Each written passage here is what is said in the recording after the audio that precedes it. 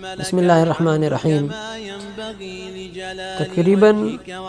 جمہور علماء کا یہ اتفاقی مسئلہ ہے کہ فرض نمازوں کے بعد اجتماعی دعا بدعت ہے۔ یہ تو مشہور ہے، ہر کسی کو پتہ ہے، لیکن اکثر ہمارے لوگوں کو جو زیادہ جوشیلے ہوتے ہیں اس مسئلے میں، تکرار کرنے والے آتے ہیں، تو ان کو یہ پتہ نہیں ہے کہ نبی کریم صلی اللہ علیہ وسلم نے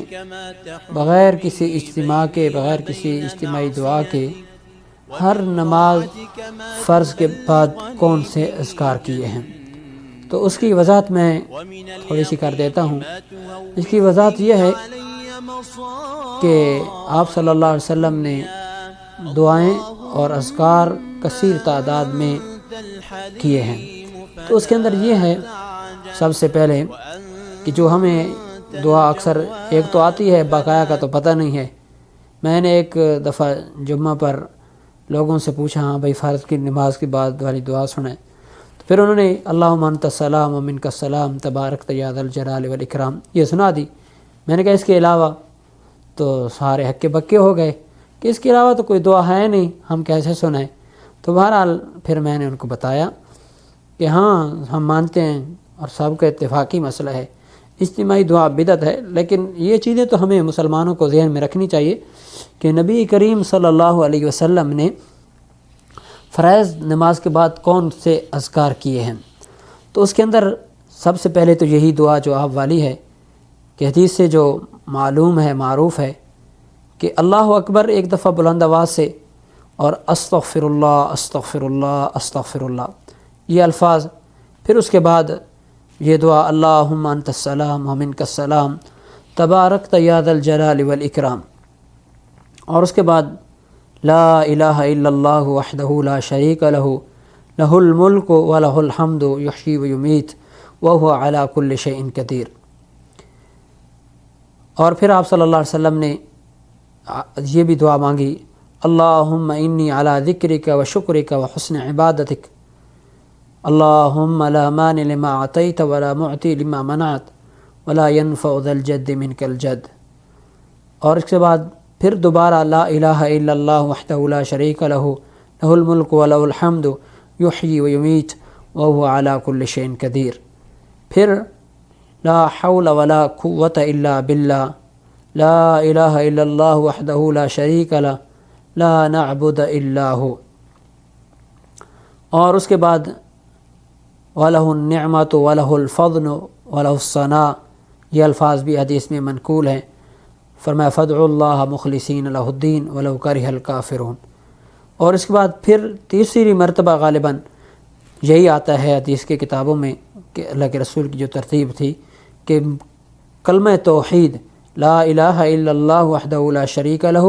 لہ الملک ولہ الحمد یحیی ویمیت وہو علی کل شیء قدیر۔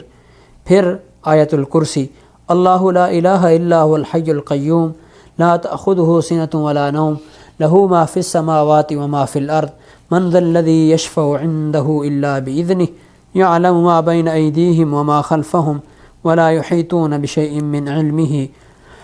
الا بما شاء وسع کرسیہ السماوات والارض ولا یؤودہ حفظہما وہو العلی العظیم۔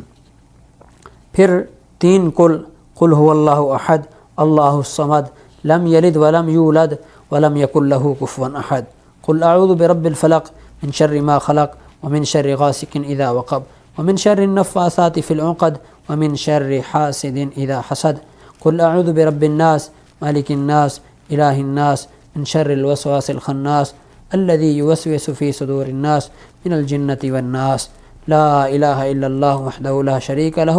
لہ الملک ولہ الحمد یحیی ویمیت وہو علی کل شیء قدیر۔ یہ میرے بھائی دوستو اللہ کے رسول کے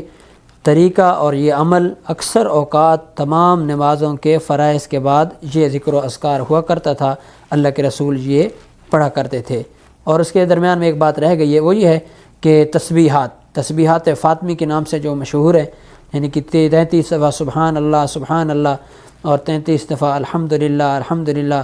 34 بار اللہ اکبر، یہ بھی درمیان میں کسی بھی جگہ پڑھ لینا، اس میں بھی بہت اجر و ثواب ہے۔ تو بہرحال اس سے یہ بات معلوم ہوئی کہ یہ آپ صلی اللہ علیہ وسلم کے بتائے ہوئے ذکر و اذکار ہیں، جو ہمارے معاشرے میں ہمارے لوگوں کو یہی بات معلوم ہے، اللہم انت السلام و منک السلام تبارک یا ذا الجلال والاکرام، یہ پڑھے اور اٹھ پڑے، اور اکثر لوگ تو یہ پڑھتے بھی نہیں ہیں۔ تو لہٰذا میرے دوستو بھائیو، اس بات کو سمجھنا چاہیے کہ اجتماعی دعا تو بدعت ہے، ہم سمجھتے ہیں، مانتے ہیں، بیان کرتے ہیں، لیکن